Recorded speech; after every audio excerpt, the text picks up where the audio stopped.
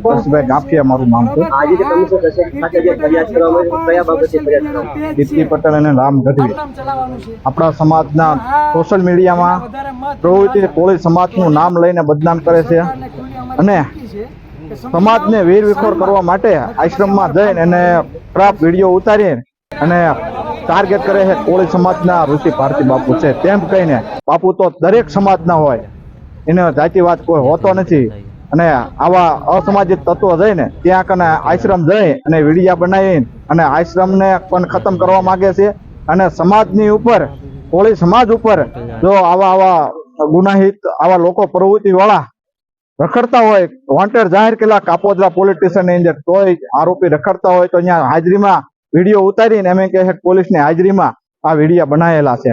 તો પોલીસને નમ્ર વિનંતી છે કે તમારી હાજરીમાં જો આ વિડીયા ઉતારતા હોય તો વોન્ટેડ જાહેર છે કેમ નથી પકડી શકતા? ગુનેગારો માટે આપની શું માંગ છે? સખતમાં સખત સજા થાય અમારી એ માગણી છે।